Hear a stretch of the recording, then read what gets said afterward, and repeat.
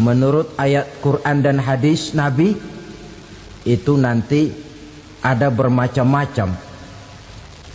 Ada orang beriman itu yang dimasukkan surga. Ada orang beriman itu yang dimasukkan ke dalam surga. Ada orang beriman itu yang disebut penduduk surga. Kenapa lain-lain, Pak? Karena waktu di dunia amalannya juga lain-lain. Ada orang beriman yang masuk surga. Ini paling murah tiketnya. Mau masuk surga? Kata Nabi begini, ma min abdin qala la ilaha illallah thumma mata ala dhalik illa dakhala al-jannah. Kalau seorang hamba sudah mengucap dua kalimat syahadat, dia yakin dengan kebenaran kalimat itu sampai matinya, orang itu akan masuk surga. Abi Dzar yang waktu itu diajak bicara heran, ya Rasul kok gampang betul? Iya, walaupun orang itu mencuri, iya, walaupun orang itu berzina, iya. Biar dia mencuri, biar dia berzina, kalau dia sudah mengucap dua kalimat syahadat, dia yakin dengan kebenaran kalimat itu sampai matinya, itu orang akan masuk surga. Jadi masuk surga cukup dua kalimat syahadat, yakin sampai mati, masuk surga. Itu perkara masuk. Tapi kalau pertanyaannya diterusin, masuknya kapan, Pak? Nah, ini lain lagi urusannya. Sebab ada yang masuknya itu langsung, ada yang mampir dulu. Di sana tempat cuma dua, kalau tidak surga, neraka. Mau ke surga tapi mampir dulu, yang mampirnya jelas di neraka. Kenapa? Dalam hadis qudsi ada riwayat, nanti itu di akhirat, setelah Allah selesai mengatur penduduk surga masuk surga, yang neraka masuk neraka, Allah berkata kepada malaikat Malik, malaikat Malik, labaik ya Allah, itu bajingan-bajingan tengik, manusia-manusia durjana yang waktu di dunia tidak mau sujud, jauh dari ulama, gemar melakukan yang munkarat dan maksiat, hidup di tengah masyarakat selalu jadi bibit keonaran, kufur, sudah masuk neraka semua. Sudah ya Allah. Nah, kalau sudah, coba sekarang kamu masuk, Malik. Saya, iya,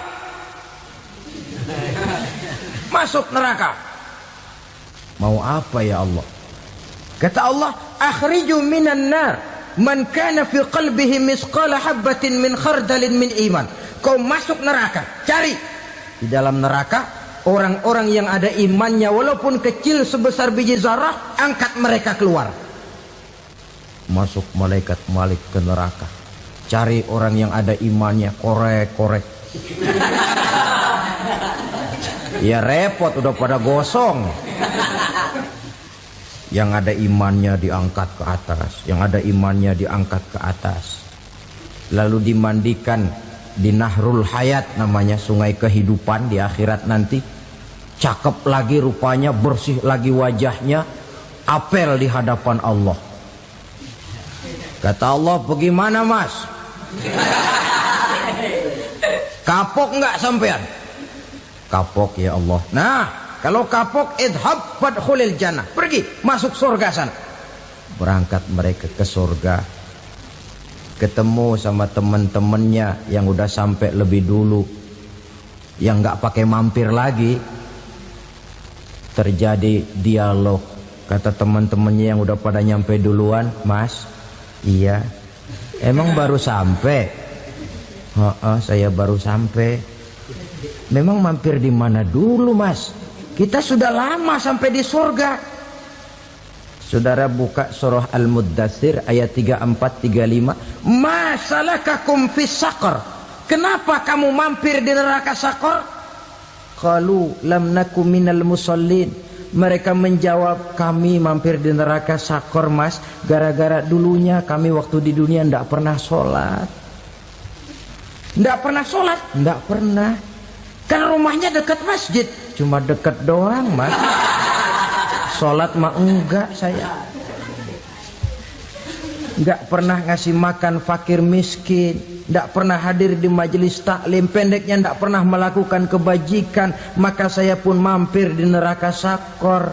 Untung betul saya punya iman mas sedikit. Waktu hidup di dunia dulu saya pernah mengucap 2 kalimat syahadat, sekali-kalinya waktu mau kawin. Masya Allah. Untung saja kawin, kalau nggak kawin polos.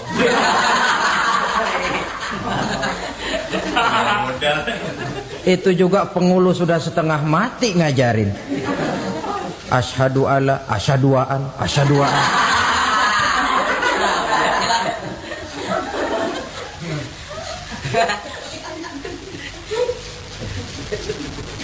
Ini namanya masuk surga, ada mampir dulu. Ada pula orang mukmin itu yang dimasukkan surga. Namanya dimasukkan kan terima beres.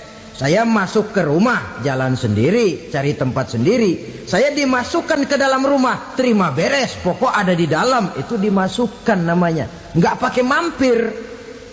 Tapi tentu tiketnya lebih mahal ketimbang yang pertama tadi. Apa kata Allah? Innal ladzina amanu wa amilus salihat la ukaffiranna anhum sayyi'atihim wa la udkhilannahum jannah. Sesungguhnya orang-orang yang beriman kemudian beramal soleh, kami hapuskan segala dosa dan kesalahannya, kami masukkan mereka ke dalam surga. Lihat ayatnya, Allah yang memasukkan, kita yang dimasukkan. Tidak pakai transit, tidak usah mampir. Cuma tidak cukup syahadat, tidak cukup amanu, tapi diiringi dengan wa'amilus salih. Iman, amal. Tidak cukup syahadat, lalu dibuktikan dia sholat, dia zakat, puasa, lalu dia melakukan berbagai macam kebajikan. Ini yang menyebabkan dia tidak pakai mampir di tempat yang bernama sakor. Lalu ada pula orang mukmin itu yang disebut penduduk sorga. Wah, ini sudah VIP ini.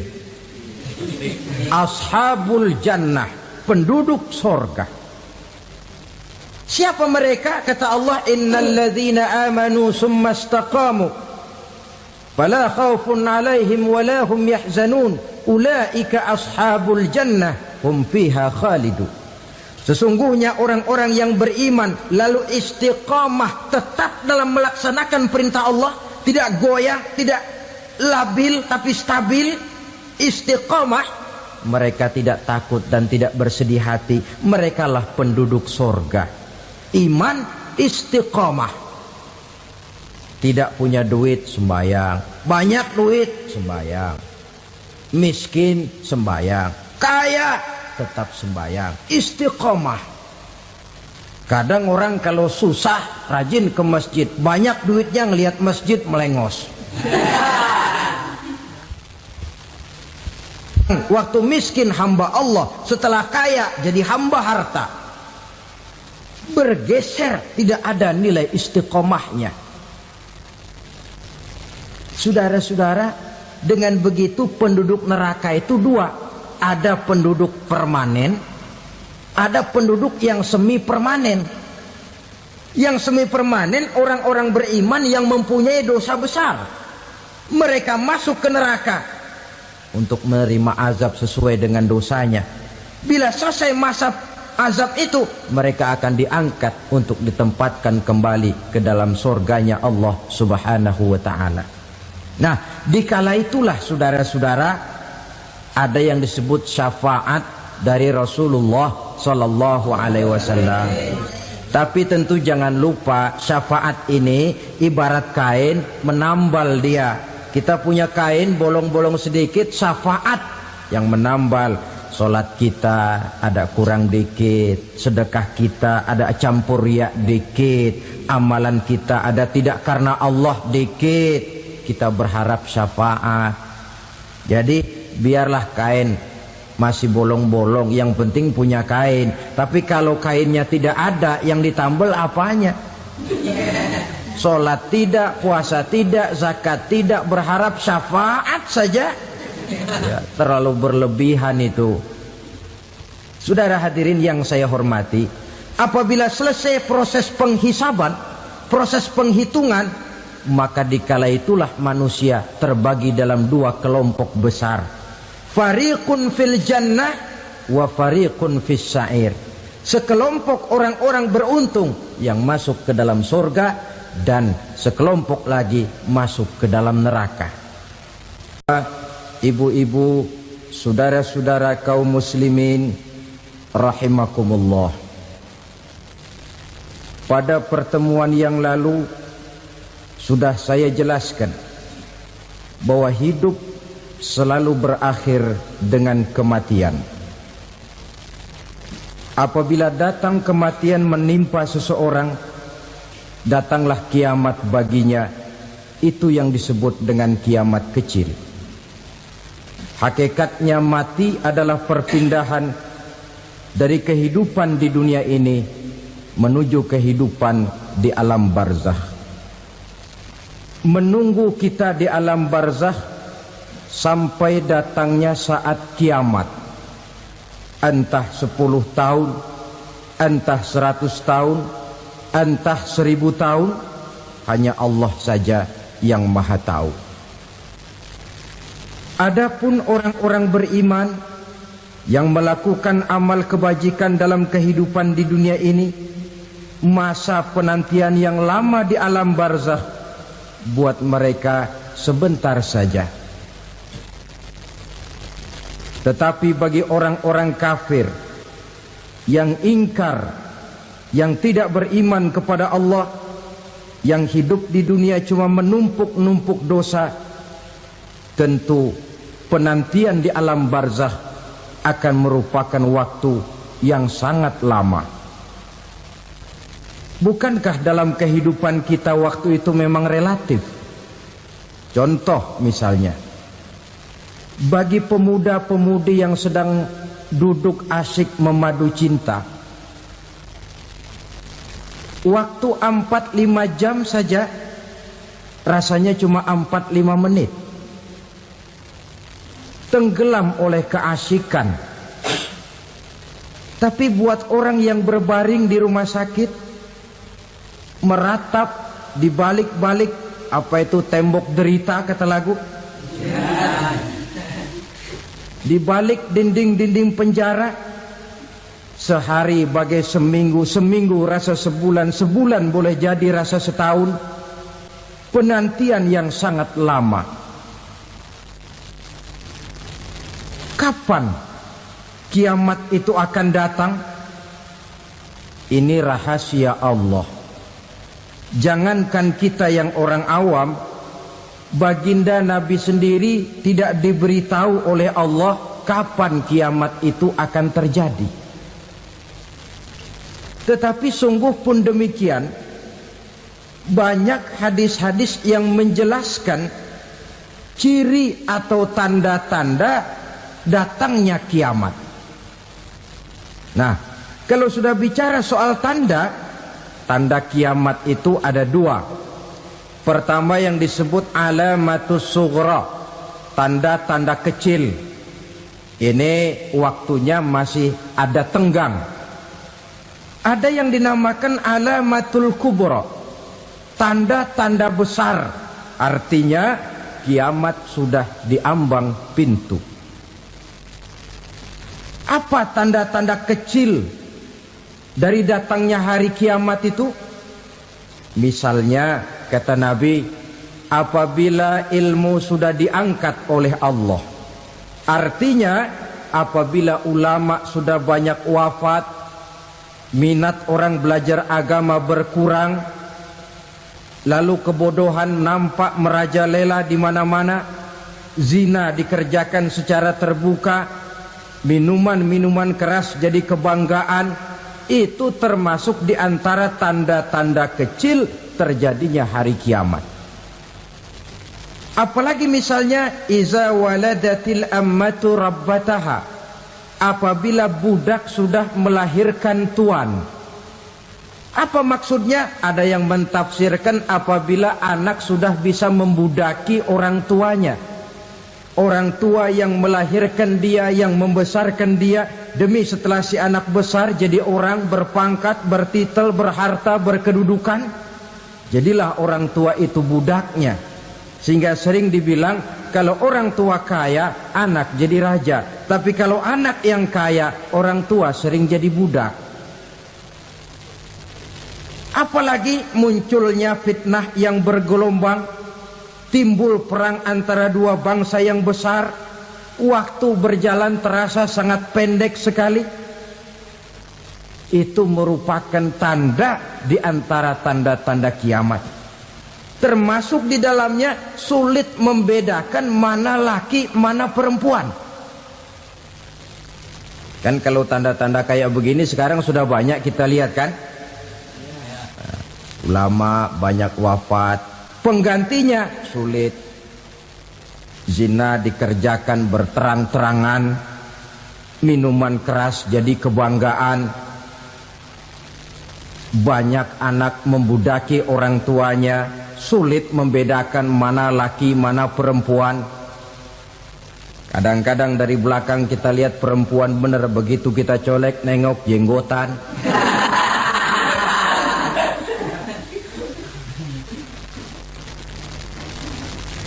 Ini termasuk tanda-tanda kecil, masih ada tenggang sampai akan terjadinya kiamat itu. Nah, yang dimaksud dengan tanda-tanda besar, ini tanda besar artinya kiamat sudah di ambang pintu. Pertama, matahari terbit dari sebelah barat. Apabila matahari sudah terbit dari arah sebelah barat, tertutuplah sudah pintu taubat. Bersabda Nabi kita, la taqumus sa'atu hatta tatlu'a syamsu min maghribiha. Tidak akan datang hari kiamat sampai matahari terbit dari arah sebelah barat. Fa iza tala'at, manakala matahari telah terbit dari arah sebelah barat, wara'ahan nasu, manusia banyak menyaksikan itu, amanu ajma'un, mereka pun lalu beriman. Yang tadinya kafir, yang tadinya ingkar, yang tadinya membangkang, setelah melihat matahari terbit dari sebelah barat, buru-buru beriman, berlomba-lomba mengucap dua kalimat syahadat. Tapi apa yang terjadi? Kata Nabi, wadzalika hina la yanfa'u nafsan imanuha lam takun amanat min qabl. Hari itu adalah hari yang iman sudah tidak berguna lagi bagi seseorang apabila sebelumnya memang dia tidak pernah beriman.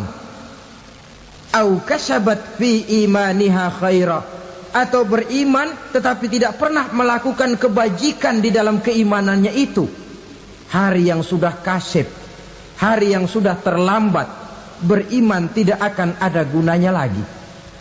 Ini pelajaran buat kita. Sebelum sang surya terbit dari sebelah barat, sebelum nafas sampai di tenggorokan, artinya pintu taubat masih terbuka. Kalau dua hal itu sudah terwujud, nafas sudah sampai di kerongkongan atau matahari sudah terbit dari arah sebelah barat, tertutuplah sudah pintu taubat. Tak ada lagi gunanya pangkat, jabatan, harta, bahkan beriman pun dalam suasana macam itu. Too late, kata orang Kulon. Sudah terlambat. Matahari terbit dari arah sebelah barat. Itu tanda besar, artinya kiamat sudah di ambang pintu. Lalu apalagi tanda besar? Munculnya Dajjal. Dajjal artinya pendusta-pendusta yang menyesatkan manusia. Ada dua macam Dajjal, saudara. Ada Dajjal kecil. Ini Dajjal kelas teri. Kalau ini sejak zaman Rasulullah sudah ada itu. Tiap zaman ada. Di zaman Rasulullah misalnya ada yang bernama Aswad al-Unsi dari Yaman. Ada yang namanya Musailamah Al-Kazzab dari Yamamah. Ada yang namanya Ibnu Sayyad dari Madinah. Ini dajjal-dajjal di zaman Rasul. Musailamatul Kazzab memproklamirkan diri jadi nabi dia. Di zaman Rasul masih hidup. Ini dajjal zaman Nabi. Di zaman sahabat muncul dajjal-dajjal. Di zaman kita sekarang ini dajjal-dajjal pun gentayangan. Dajjal-dajjal kelas teri. Kerjanya mendustakan manusia, menyesatkan manusia, memalingkan manusia dari jalan yang benar dan diridhoi oleh Allah Subhanahu wa taala. Adapun yang merupakan tanda besar dari datangnya kiamat, dajjal-dajjal kelas kakap. Pembohong-pembohong besar yang menyesatkan masyarakat manusia berpaling dari jalan Allah mengikuti jalan mereka. Apa sih ciri dajjal itu? Kata Nabi dalam hadis Bukhari Muslim, "Inna dajjala", sesungguhnya yang namanya dajjal itu yakhruju, satu saat akan muncul mendekati hari kiamat. Wa inna ma'ahu ma'an, si dajjal ini membawa air. Wa naran, dan juga membawa api. Dua simbol. Di tangan yang satu dia bawa air, di tangan yang satu dia bawa api. Wa ammal ladzi yarahu an-nasu ma'an fanarun, adapun yang orang banyak lihat air, hakikatnya adalah api. Yang dilihat api, hakikatnya adalah air. Oleh sebab itu, kalau api yang ditawarkan, ambillah air. Kalau air yang ditawarkan, pilihlah api. Maksudnya apa ini? Ini bahasa simbol, saudara-saudara. Dajjal bicaranya seolah-olah untuk kepentingan manusia, menawarkan surga. Surga yang dia tawarkan hakikatnya neraka. Hai manusia, kalau kau mau bahagia, jangan dekat-dekat dengan agama. Solat itu tidak efektif dan efisien, tidak produktif dari segi ekonomi itu. Menghadiri majelis taklim cuma buang-buang waktu. Tahajud, tasbih, tahlil, baca Quran, apa itu? Pekerjaan mubazir saja.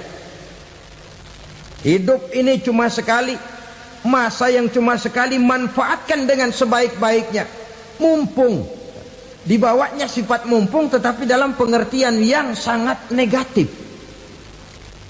Bicaranya seolah-olah untuk kepentingan manusia, tetapi sebenarnya menjerumuskan manusia. Menawarkan air, tapi sebenarnya api.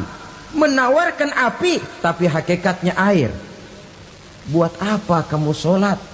Buat apa kamu bayar zakat? Buat apa kamu puasa? Surga yang dicanangkan Dajjal, hakikatnya neraka. Neraka yang digambarkan Dajjal, pada dasarnya adalah surga. Jadi memutarbalikan fakta itu kerjaan Dajjal. Yang hak jadi batil, yang batil dibilang hak, yang benar jadi salah, yang salah malah jadi benar. Tuntunan disuruh jadi tontonan, tontonan malah menjadi tuntunan. Itu pekerjaan Dajjal profesinya. Zamannya Nabi Adam, Dajjalnya kan iblis. Betul? Betul. Apa sih gang kerayuan iblis itu? Allah setelah menciptakan Nabi Adam kan bilang, Adam, kau dan istrimu Hawa tinggal di surga ini. Seluruh fasilitas yang ada di surga persilahkan kau nikmati. Satu yang tidak boleh, jangan coba-coba dekati pohon khuldi. Dekat saja jangan, apalagi sampai memetiknya. Datang Dajjal yang namanya iblis ini. Adam, kamu tahu nggak kenapa tidak boleh makan buah khuldi? Ya nggak tahu, pokoknya saya dilarang. Bodoh kamu Dam. Khuldun artinya kekal. Kalau kamu makan itu buah, kau akan kekal di surga buat selamanya. Allah tidak kepengen, maka dilarang kamu makan buah khuldi. Kalau kau ingin kekal di surga Adam, makan saja. Saya bicara begini ini untuk kepentingan kamu Adam. Ini kan ciri-ciri Dajjal. Bicaranya sih seolah-olah untuk kepentingan Nabi Adam, hakikat sebenarnya menjerumuskan Nabi Adam supaya ingkar dan melanggar larangan dari Allah Subhanahu wa ta'ala. Jadi setelah muncul Dajjal, timbul kekacauan-kekacauan di masyarakat. Banyak yang terpengaruh, terpedaya dan terpesona. Termasuk mereka yang memproklamirkan diri jadi nabi, mereka yang memproklamirkan diri jadi rasul di zaman sesudah Rasulullah wafat. Itu adalah Dajjal. Maka saya ingatkan, kalau di zaman kita sekarang ini ada orang ngaku jadi nabi, ada orang ngaku jadi rasul, biar bahasa Arabnya kental, Quran hafal, hadis ribuan hadis hafal, biar pakai serban sampai menyengser ke tanah, bahasa Arabnya fasih, tapi dia mengaku jadi nabi, jadi rasul, kita umat Islam wajib tidak percaya. Wajib untuk tidak percaya. Itulah Dajjal zaman kita sekarang ini. Tidak mustahil mereka datang mempengaruhi orang awam supaya berpaling dari Rasulullah, mengikuti mereka. Nah, di akhir zaman nanti, mendekati hari kiamat, Dajjal ini muncul. Dajjal kelas kakap, menyesatkan masyarakat manusia untuk berpaling dari Islam, mengikuti seruan mereka. Apalagi di antara datangnya kiamat itu, tanda yang besar itu, turunnya Nabiullah Isa Al-Masih, putra Maryam. Menurut berbagai hadis yang sahih, Nabi Isa Al-Masih nanti akan turun lagi. Tidak membawa risalah yang baru, tapi meluruskan risalah Islam ini yang telah banyak ditinggalkan oleh masyarakat. Bahkan ada hadis menjelaskan beliau akan membunuh Nabi, mematahkan kayu-kayu salib, lalu melaksanakan haji dan umrah mengikuti syariat Nabi Muhammad, bukan membawa agama baru. Menjadi semacam mujaddid, reformer, menyelamatkan manusia dari bisikan Dajjal. Bahkan ada riwayat yang menjelaskan bahwa Nabi Isa berhasil mengalahkan Dajjal, mengembalikan masyarakat manusia kembali kepada ajaran Islam yang datang dari Allah, dibawa oleh Rasulullah Sallallahu Alaihi Wasallam. Dengan kata lain, turunnya Nabi Isa bukan sebagai Nabi dan Rasul baru, tetapi mengikuti syariat Nabi kita Muhammad Sallallahu Alaihi Wasallam. Saudara hadirin, ibu-ibu hadirat yang saya hormati, kemudian apalagi di antara tanda-tanda besar akan datangnya kiamat itu? Keluarnya asap atau awan. Kata Nabi, inna min asrati sa'ah dukhanan yamla'u ma bainal masyriqi wal maghrib. Di antara tanda-tanda kiamat, munculnya awan antara langit dan bumi. Ini pun diperkuat dalam surah Ad-Dukhan ayat 10. Fartaqib yauma ta'tis sama' bidukhanin mubin fayughshan nas hadza azabun alim. Bagi orang-orang yang beriman, mereka biasa-biasa saja. Tapi bagi orang kufur, datangnya asap dan awan ini merupakan azab yang kelewat pedih. Barangkali sedikit mendekati gambaran tentang azab yang pedih ini, saya ingatkan alam pikiran kita kepada peristiwa yang belum lama terjadi. Pernah dengar berita bocornya reaktor nuklir di Chernobyl, Uni Soviet? Pernah dengar? Nah, bocornya reaktor nuklir di Chernobyl yang mengakibatkan ratusan bahkan sangat mungkin ribuan nyawa. Cuma satu reaktor. Bagaimana kalau seluruh cadangan nuklir yang dimiliki oleh para negara adik kuasa ini diledakkan? Bahkan yang konon menurut catatan cadangan nuklir yang dimiliki bersama oleh Amerika dan Rusia sekarang ini sudah sanggup memusnahkan 6 miliar manusia, 1,5 kali lebih banyak dari jumlah manusia yang nongkrong di permukaan bumi ini. Saudara-saudara hadirin yang saya hormati, lalu saat mendekati hari kiamat, apalagi tandanya? Setelah Nabi Isa wafat, pada saat turunnya yang kedua kali, lalu Allah meniupkan angin sejuk. Semua orang-orang beriman, orang-orang baik wafat, sehingga penghuni bumi ini cuma tinggal lagi terdiri dari orang-orang kafir. Tidak ada lagi di bumi ini yang bisa mengucapkan Allah. Sehingga dalam hadis qudsi itu ada keterangan, Innallaha azza wa jalla yaqulu li Israfil. Allah pernah pesan kepada malaikat Israfil. Kata Allah, Israfil, Iza sami'ta qailan yaqul Allah Allah fa akhirin nafakh 40 sanatan ikraman liqailiha. Hai Israfil, apabila kau dengar di permukaan bumi masih banyak orang yang mengucapkan Allah Allah, maka tunda sangkakala kiamat itu 40 tahun. Untuk apa? Ikraman liqailiha, menghormati orang yang mengucapkan Allah Allah itu. Wah, jadi karena sekarang masih banyak yang mengucapkan Allah, besar hatilah kita, masih jauh kiamat itu. Tapi jangan lupa, kiamat pribadi, kiamat kecil itu yang gak kita sangka-sangka. Ajal datang mencabut nyawa, itu kiamat pribadi, dan itu yang pasti kita hadapi, dan itu yang membuat kita tidak boleh bersikap main-main di dalam kehidupan sekarang ini. Saudara hadirin yang saya hormati, tidak ada lagi orang-orang muslim. Seluruh penduduk dunia ini kafir. Lalu terciptalah struktur sosial yang berlandaskan prinsip hidup semau gue. Bakal terjadilah prinsip di mana yang kaya menyantap yang miskin, yang kuat menindas yang lemah. Hidup sudah bagaikan di rimba belantara, berlaku hukum rimba. Siapa yang kuat dia yang menang, siapa yang lemah menjadi mangsa. Timbul kekacauan, maksiat merajalela, munkarat menjadi-jadi, sehingga isi bumi ini penuh dengan segala macam perbuatan dosa. Tidak ada perlunya lagi alam diperpanjang temponya.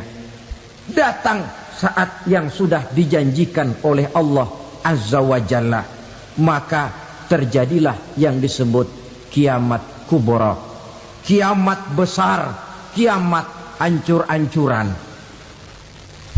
Bagaimana kejadian ini dimulai? Dalam surah Az-Zumar ayat 68, Allah Subhanahu wa taala berfirman, "Wa nufikha fis-suri fasa'iqa man fis samawati wa man fil ardi illa man sya'allahu." Maka manakala ditiuplah sangkakala, terkejutlah seluruh yang ada di langit dan seluruh yang ada di bumi. Bila saat kiamat datang, Allah perintah malaikat Israfil, Israfil, tiup sangkakalamu. Ditiuplah sangkakala oleh malaikat Israfil. Yang akibat daripada tiupan itu, seluruh yang ada di langit, seluruh yang ada di permukaan bumi terkejut. Yang ada di langit siapa? Malaikat kan. Bayangin aja kalau malaikat kaget, apalagi kita. Terkejut seluruh makhluk yang ada di bumi, yang ada di langit mendengar suara sangkakala itu. Bunyinya tidak sanggup kita bayangkan dahsyatnya. Ledakan nuklir, ledakan neutron, belum apa-apa ketimbang bunyi sangkakala malaikat Israfil ini. Nah, lalu mendengar bunyi sangkakala ini, gemparlah makhluk, kacaulah alam. Bumi gempa, planet-planet bertabrakan, gunung meletus, air laut tumpah ke darat, angin topan bertiup, halilintar menyambar. Lalu semua yang bernama hidup mati total. Mati bareng tanpa persiapan. La haula wala quwata illa billah. Saya kadang-kadang dalam tafakur bermohon, ya Allah, mudah-mudahan saya enggak nemuin kiamat beneran. Ngeri. Tidak bisa kita bayangkan macam apa suasana seperti itu. Allah saja banyak memberikan gambaran, misalnya Al-Qari'ah, wa mal qari'ah, wa ma adraka mal qari'ah.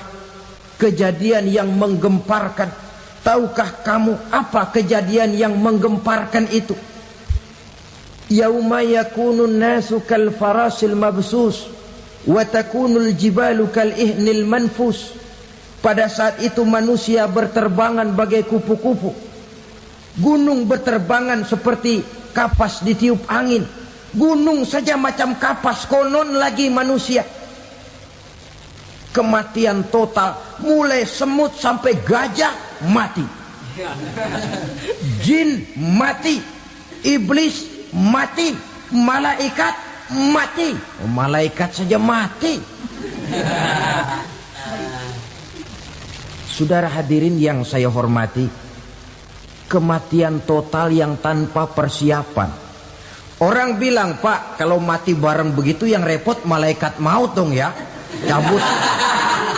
Cabut sana, cabut sini. Itu kalau menurut logika kita, mestinya begitu menurut logika. Tapi logika juga yang nggak perlu serepot itu.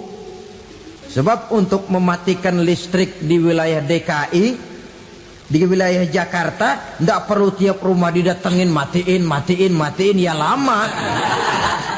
Cukup dari kantor pusatnya saja PLN, tekan satu tombol, gelaplah seluruh Jakarta. Saudara hadirin yang saya hormati, kematian total. Lalu setelah kematian total, planet-planet juga mati, dalam arti tidak bergerak dan beredar. Angin mati, dalam arti tidak bertiup. Air mati, dalam arti tidak ada riak gelombang. Pokoknya semua mati. Kullu nafsin za'iqatul maut. Semua yang bernafas mati. Dalam ayat lain, kullu man 'alaiha fan. Semua yang ada di permukaan bumi fana. Yang kekal cuma Allah Subhanahu wa ta'ala. Yang paling belakang mati malaikat maut dan malaikat Israfil. Tapi mati juga sesuai dengan janji Allah. 40 lamanya. Tidak dijelaskan oleh Abi Hurairah 40 jam, apa 40 hari, apa 40 tahun. Hadis-hadis cuma menyebutkan 40 saja. Sunyi alam, yang tinggal cuma Allah saja lagi.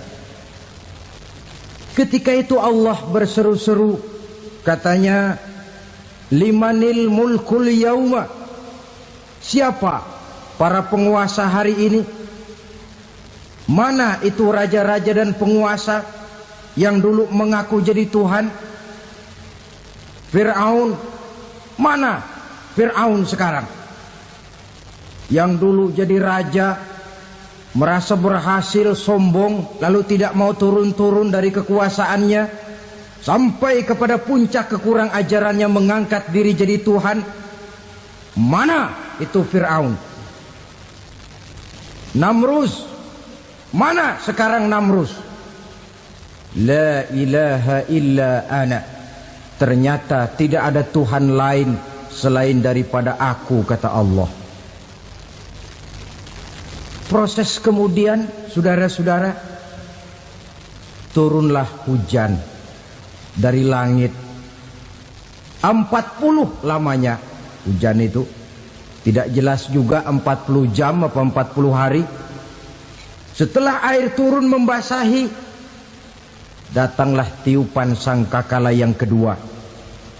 Semua yang bernama mati bangkit dari kuburnya masing-masing. Ini yang disebut Yaumul Ba'thi, hari kebangkitan. Allahu Akbar. Pada saat kita bangkit dari kubur kita masing-masing, kumpul di padang mahsyar namanya. Bayangin aja, saya sendiri nggak sanggup bayangin. Manusia sejak zaman Adam sampai zaman kiamat kumpul bareng di tempat sama. Berapa banyaknya itu?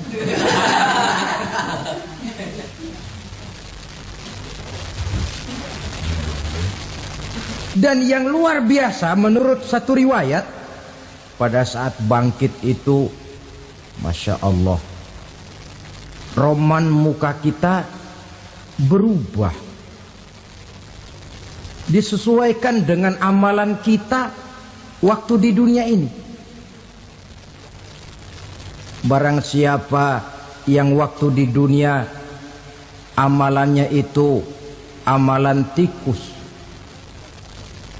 di akhirat nanti dia bangkit dari kubur, mukanya seperti muka tikus. Gagah betul badannya, tapi mukanya seperti tikus. Kenapa? Amalannya waktu di dunia seperti amalan tikus. Apa amalan tikus itu? Suka ngegeragoti barang yang sudah disimpan rapi-rapi. Orang sudah simpan uang rapi-rapi, simpan perhiasan rapi-rapi, digeragoti oleh tikus. Maling-maling, pencoleng-pencoleng, koruptor-koruptor. Itu nanti di akhirat nanti kita lihat mukanya seperti muka tikus.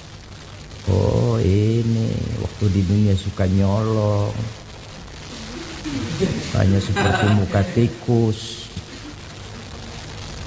Barang siapa yang waktu di dunia ini amalannya itu amalan macan, dia akan bangkit nanti mukanya seperti muka macan.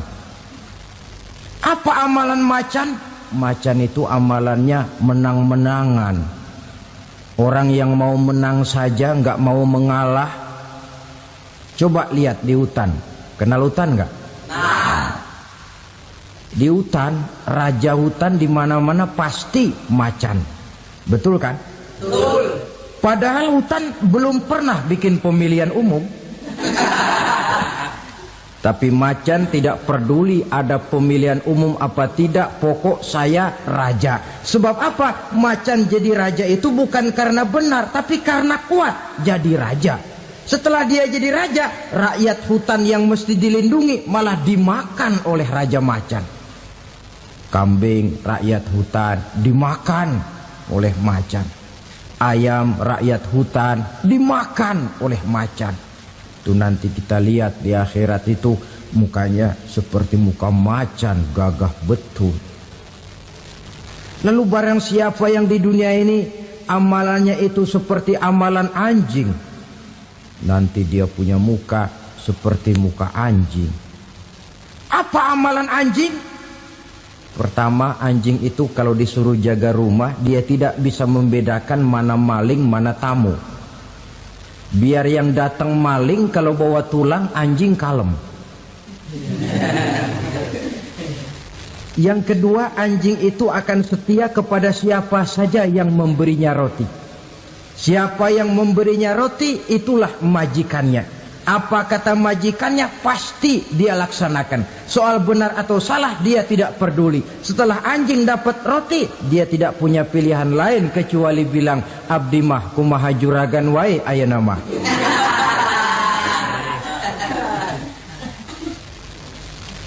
Saudara hadirin yang saya hormati, berkumpul di padang mahsyar, tiap orang sibuk dengan persoalannya masing-masing. Matahari waktu itu didekatkan oleh Allah.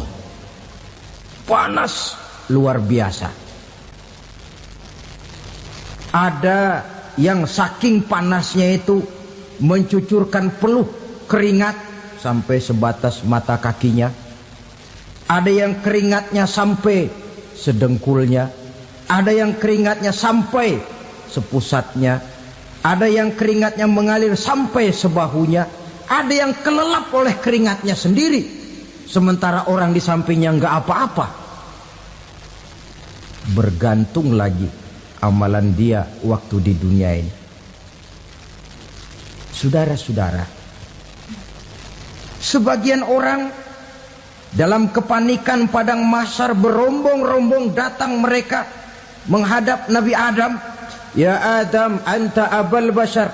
Hai Adam, Tuhan adalah bapak moyang manusia. Kami sebentar lagi akan disidang, dimintakan pertanggungan jawab. Tolonglah kami, hai Adam.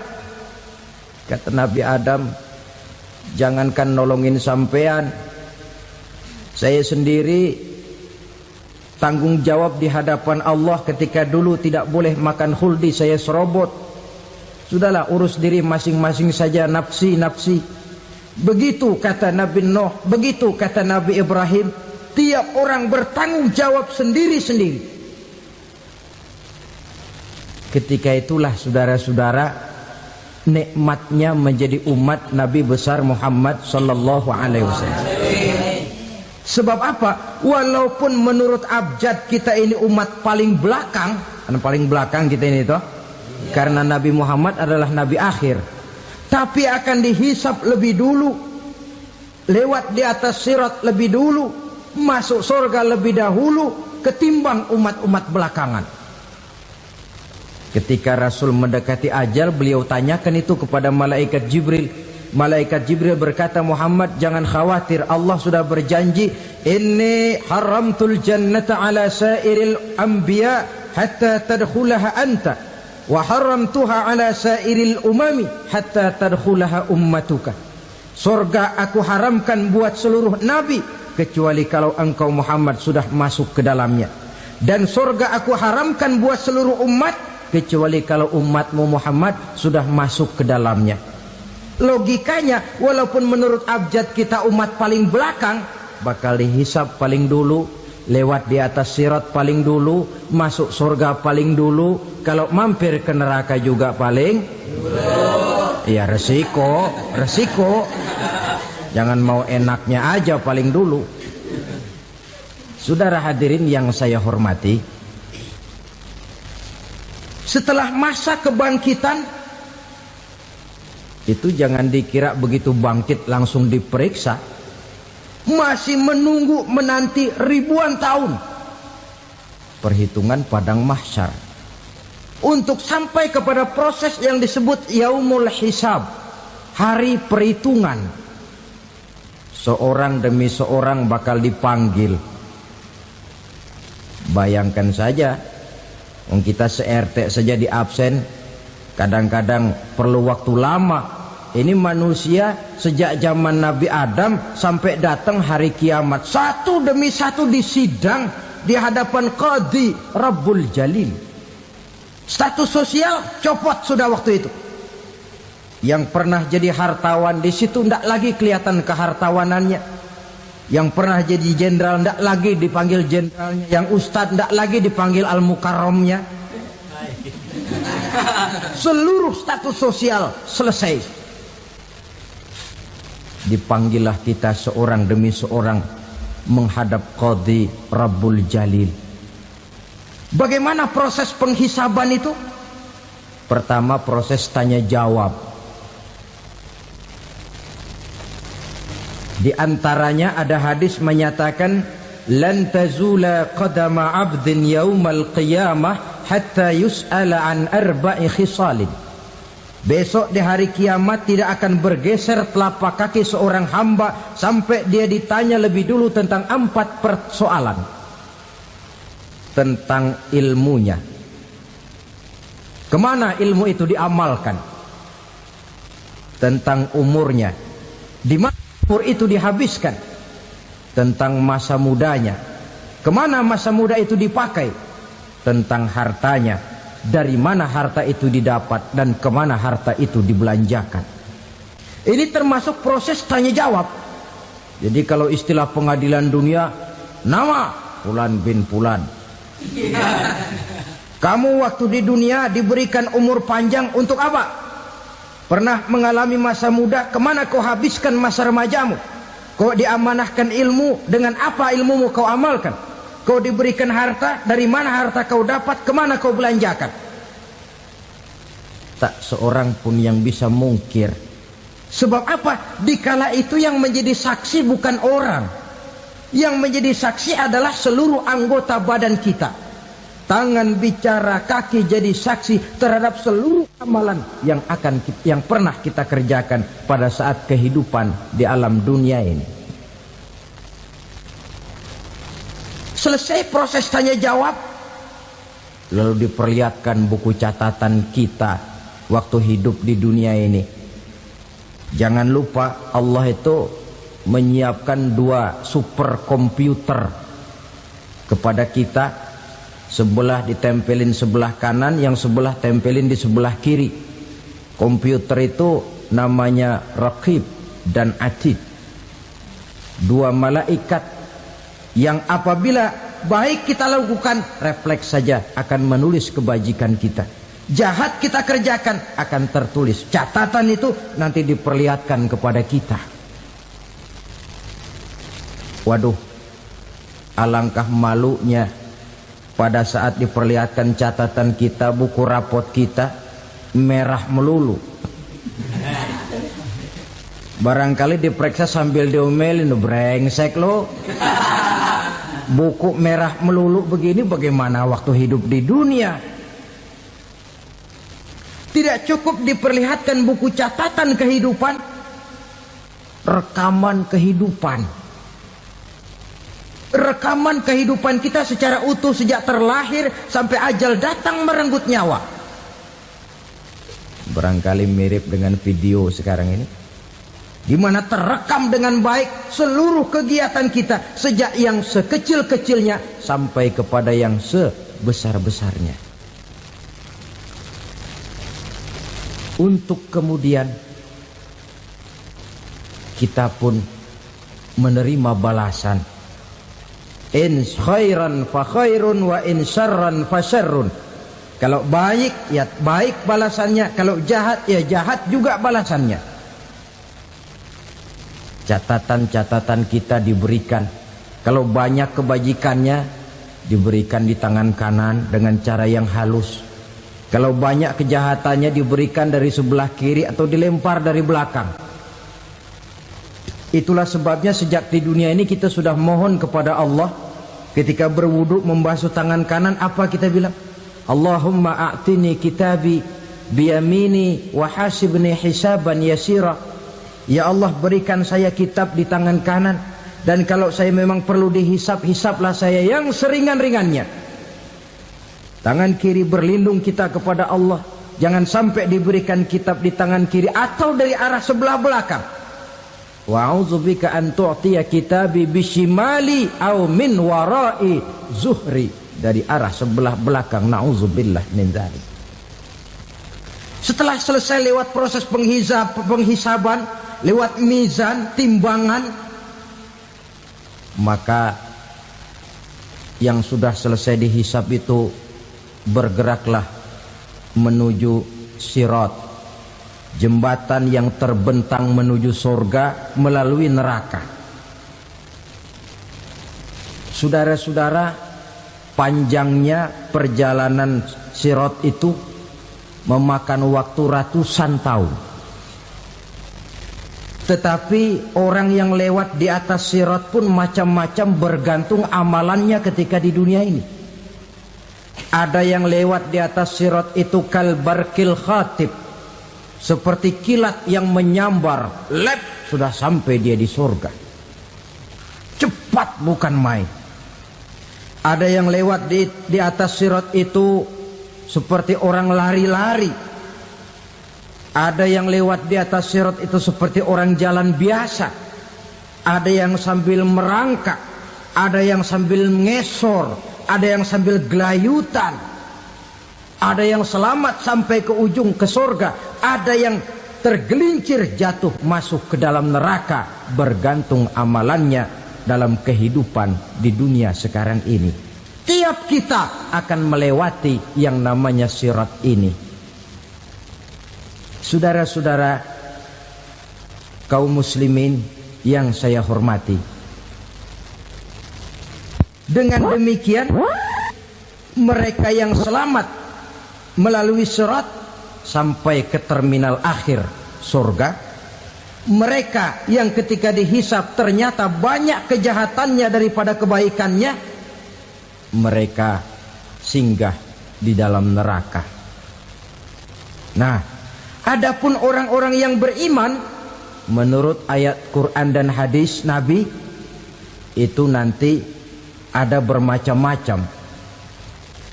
Ada orang beriman itu yang dimasukkan surga. Ada orang beriman itu yang dimasukkan ke dalam surga. Ada orang beriman itu yang disebut penduduk surga. Kenapa lain-lain, Pak? Karena waktu di dunia amalannya juga lain-lain. Ada orang beriman yang masuk surga. Ini paling murah tiketnya. Mau masuk surga? Kata Nabi begini, ma min abdin qala la ilaha illallah thumma mata ala dhalik illa dakhalal jannah. Kalau seorang hamba sudah mengucap dua kalimat syahadat, dia yakin dengan kebenaran kalimat itu sampai matinya, orang itu akan masuk surga. Abi Dzar yang waktu itu diajak bicara heran, ya Rasul kok gampang betul? Iya, walaupun orang itu mencuri, iya, walaupun orang itu berzina, iya, biar dia mencuri, biar dia berzina, kalau dia sudah mengucap dua kalimat syahadat, dia yakin dengan kebenaran kalimat itu sampai matinya, itu orang akan masuk surga. Jadi masuk surga cukup dua kalimat syahadat, yakin sampai mati, masuk surga. Itu perkara masuk. Tapi kalau pertanyaannya diterusin, masuknya kapan, Pak? Nah, ini lain lagi urusannya.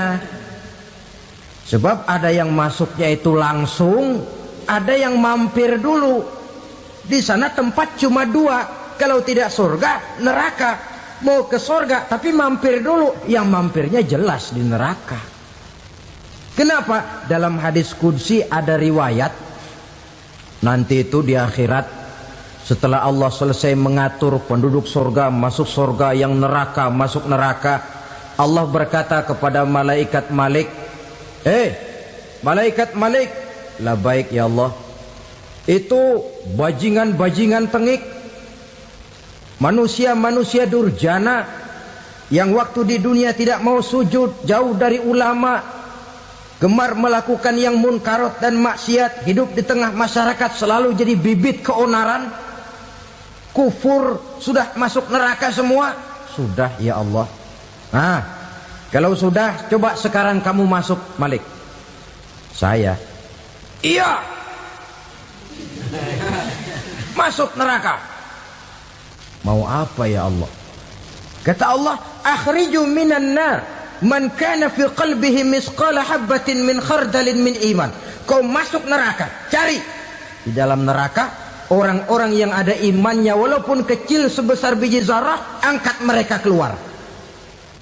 Masuk malaikat Malik ke neraka, cari orang yang ada imannya, korek-korek. Ya repot, udah pada gosong.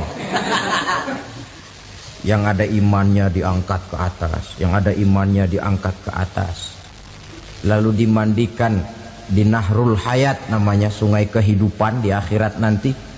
Cakep lagi rupanya, bersih lagi wajahnya, apel di hadapan Allah.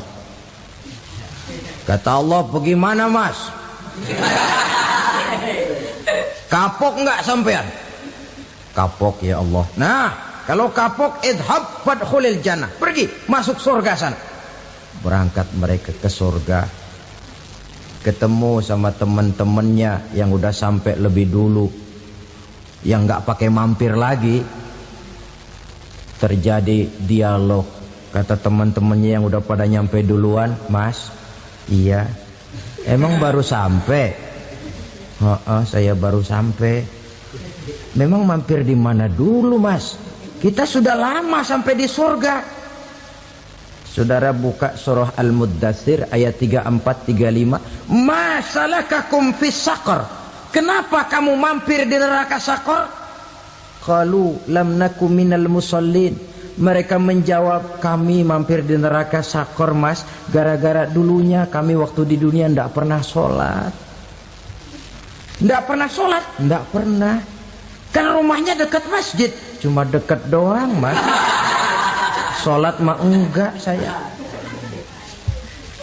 Nggak pernah ngasih makan fakir miskin, nggak pernah hadir di majelis taklim, pendeknya nggak pernah melakukan kebajikan, maka saya pun mampir di neraka Saqar. Untung betul saya punya iman, Mas, sedikit. Waktu hidup di dunia dulu saya pernah mengucap 2 kalimat syahadat, sekali-kalinya waktu mau kawin. Masya Allah. Untung saja kawin, kalau nggak kawin polos.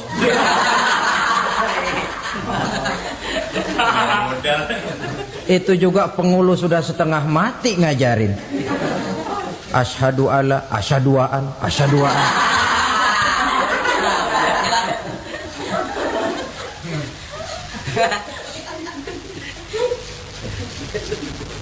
Ini namanya masuk surga, ada mampir dulu.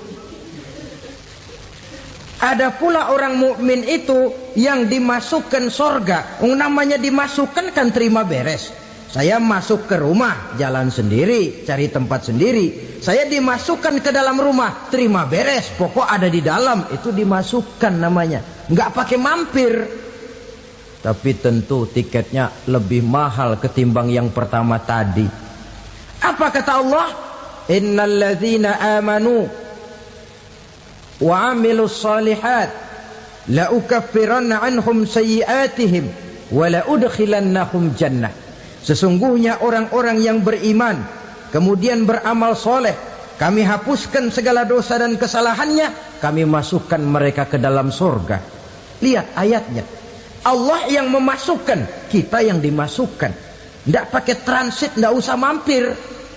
Cuma tidak cukup syahadat, tidak cukup amanu, tapi diiringi dengan wa'amilus salih. Iman, amal. Tidak cukup syahadat, lalu dibuktikan dia sholat, dia zakat, puasa, lalu dia melakukan berbagai macam kebajikan. Ini yang menyebabkan dia tidak pakai mampir di tempat yang bernama Saqar. Lalu ada pula orang mukmin itu yang disebut penduduk surga. Wah, ini sudah VIP ini. Ashabul jannah, penduduk surga. Siapa mereka? Kata Allah, innal ladzina amanu summa istaqamu fala khaufun 'alaihim wala hum yahzanun ulaika ashabul jannah hum fiha khalidun. Sesungguhnya orang-orang yang beriman lalu istiqamah, tetap dalam melaksanakan perintah Allah, tidak goyang, tidak labil tapi stabil, istiqamah, mereka tidak takut dan tidak bersedih hati. Merekalah penduduk surga. Iman, istiqamah. Tidak punya duit, sembayang. Banyak duit, sembayang. Miskin, sembayang. Kaya, tetap sembayang. Istiqamah. Kadang orang kalau susah rajin ke masjid, banyak duitnya ngelihat masjid melengos. Waktu miskin hamba Allah, setelah kaya jadi hamba harta. Bergeser, tidak ada nilai istiqomahnya. Saudara-saudara, dengan begitu penduduk neraka itu dua. Ada penduduk permanen, ada penduduk yang semi permanen. Yang semi permanen orang-orang beriman yang mempunyai dosa besar. Mereka masuk ke neraka untuk menerima azab sesuai dengan dosanya. Bila selesai masa azab itu, mereka akan diangkat untuk ditempatkan kembali ke dalam surganya Allah Subhanahu wa ta'ala. Nah, dikala itulah saudara-saudara, ada yang disebut syafaat dari Rasulullah Sallallahu Alaihi Wasallam. Tapi tentu jangan lupa, syafaat ini ibarat kain menambal dia. Kita punya kain bolong-bolong sedikit, syafaat yang menambal. Solat kita ada kurang dikit, sedekah kita ada campur riak dikit, amalan kita ada tidak karena Allah dikit, kita berharap syafaat. Jadi biarlah kain masih bolong-bolong, yang penting punya kain. Tapi kalau kainnya tidak ada, yang ditambal apanya? Solat tidak, puasa tidak, zakat tidak, berharap syafaat saja. Ya, terlalu berlebihan itu. Saudara hadirin yang saya hormati, apabila selesai proses penghisaban, proses penghitungan, maka dikala itulah manusia terbagi dalam dua kelompok besar. Fariqun fil jannah wa fariqun fis sa'ir. Sekelompok orang-orang beruntung yang masuk ke dalam surga, dan sekelompok lagi masuk ke dalam neraka.